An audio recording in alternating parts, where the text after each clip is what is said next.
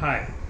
So it's the end of day 3 at Headingley, and let's be very honest, we have no clue which way this game is going even after 3 days.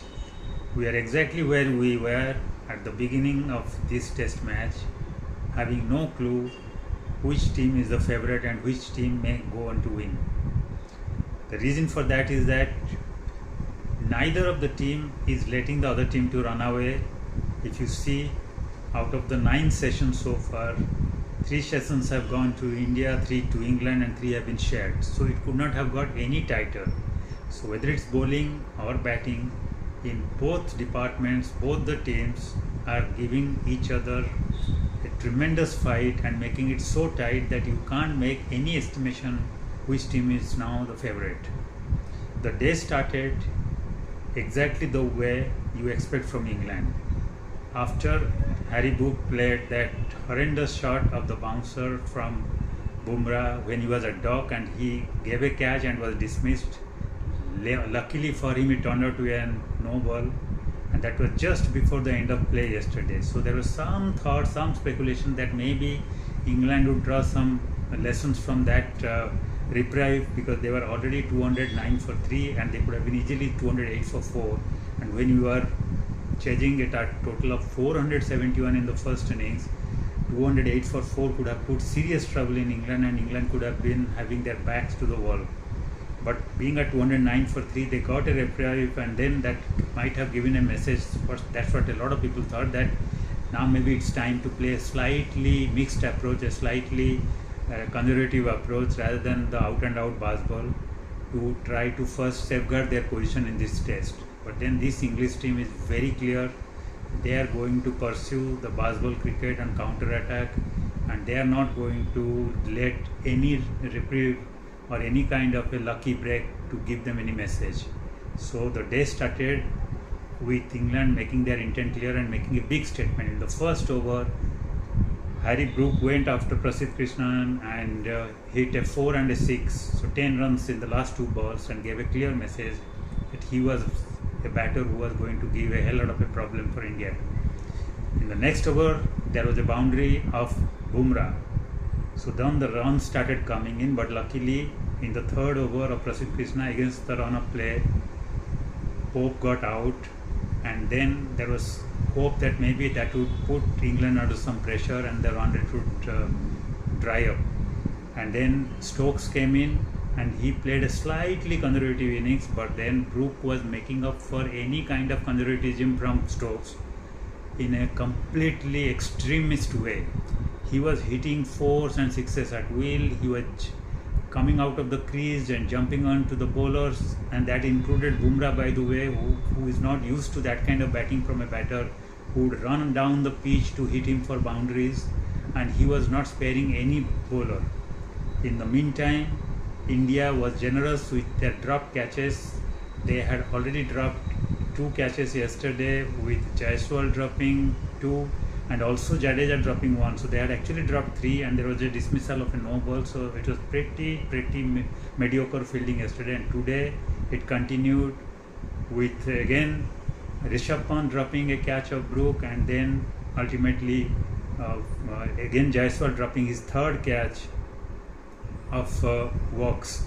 So Jaiswal dropped 3 catches, Jadeja dropped 1 by Rishabh Pant, and 1 dismissal of no ball. So when you give 6 gifts almost, this England team is not going to spare you. And Brook was severe on Indian bowlers because he was the recipient of maximum drop catches by India, and he went on that rampage till he reached 99.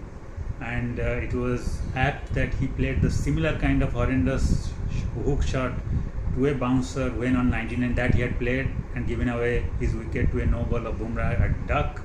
But this time there was no such no ball to give him any relief. So he was dismissed in a very painful way at 99 after playing an exhilarating and scintillating knock of strokes and boundaries and 6s and 4s. And he had dented the Indian bowling to a large extent, which was struggling without Bumrah. There was no such support from any other end, and then the run rate was sky high, and by the time Brook got out, the damage was done to a large extent, but still they were clearly well short of India's total, and there was still chance for India to grab the initiative.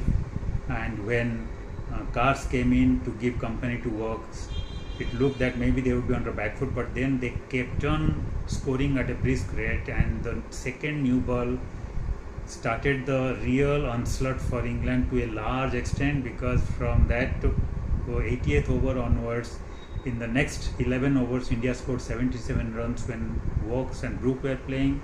Then even after Brook was dismissed and Cars came in, the onslaught kept on happening, and in the next 15 overs, that is from 80 to 105th over, they added 103 runs. So they were almost going 7 runs per over, even though they had lost around 6 to 7 wickets. And only when Cars got out and then Tong came in, and then there was some kind of a calmness or some kind of a order was in place, and they played like test batting with a little bit of conservatism, trying to guard their wickets. But then the damage was done by Wokes, Cars and Brook, and before him Pope.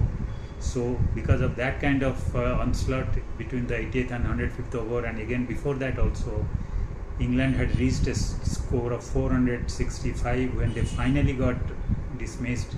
That meant only 6 runs lead for India, so that completely neutralized any advantage for any team from the first innings. So it then turned out to be a game of 2 innings, that is 2 second innings.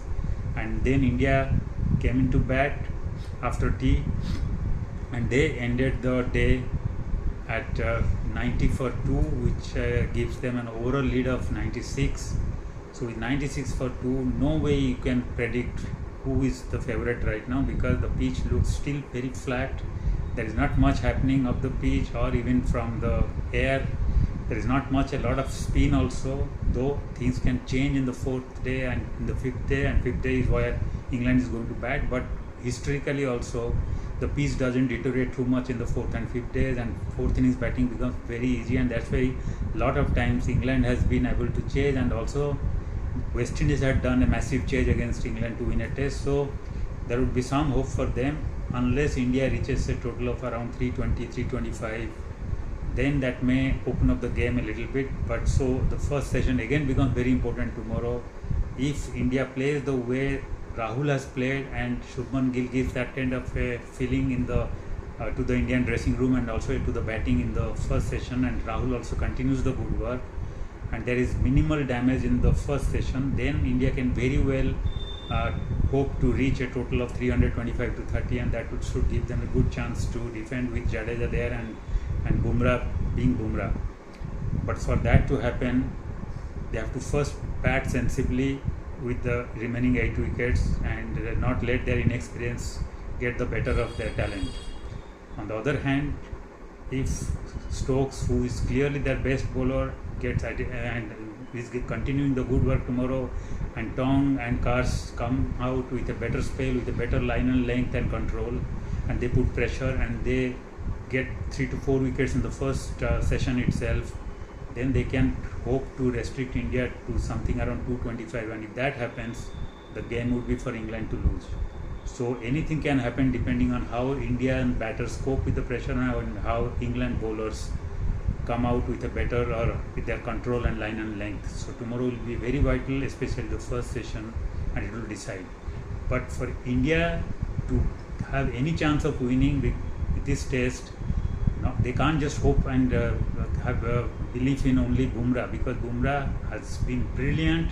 He has taken his 14th 5-wicket haul. That makes him surpass Kapil Dev as the highest 5-wicket takers outside India, and he will continue to bowl well, that's no doubt about it, in the second innings. But there is also a bleak to it.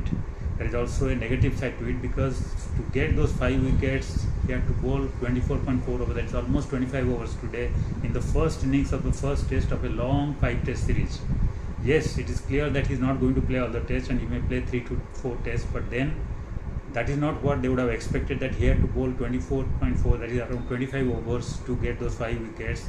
And that happened predominantly because of very poor support from the support bowlers, especially Prasidh Krishna, who went for 128 runs in 20 overs, and that means more than 6.4 runs per over to get those 3 wickets. Yes, he got those 3 wickets, But that kind of leaking of runs is just not acceptable, and that puts too much pressure on Bumrah. Even Siraj went for nearly 4.5 runs or more than 4.5 runs per over because he gave around 122 runs in 27 overs. And Shardul Thakur was grossly underbowled, and he comes into bat at number 8. So if he's going to bowl only 6 overs in which he gave around 38 runs, that is more than 6 runs per over, then his position in the team is highly questionable. Then somebody would like to have a proper batter to bat, because if he's going to only bowl 6 overs. So all these factors meant that Bumrah didn't get the support and the rest which he wanted to, or which he should have been given. So that means he has to bowl 25 overs. And then you don't know, with the kind of long injury he had and the troublesome injury he had and the break he had, how the body is going to cope up with that kind of a workload. And when he comes in the second innings, whether he would be fit enough, whether his body would be supporting, and more importantly, whether there would be any kind of stiffness which would prevent him to bowl flat out. And if he is a little below the radar, then you know what is going to happen, because the rest of the bowlers have not come to the party in this test, and then England can really punish them with that high pressure fast ball cricket. And especially considering the pitch and the ground conditions are not going to deteriorate too much. So it is very important that India scores around 325, and then that is definite. Let's hope for better support to Bumrah from the rest of the seamers, and more importantly Jadeja, because in the 4th innings there should be a little more for Jadeja to support. So let's hope that happens. But more importantly, for the immediate thing, we have to look for the first session tomorrow to see how this game pans out. So let's wait and enjoy the game tomorrow. Thank you.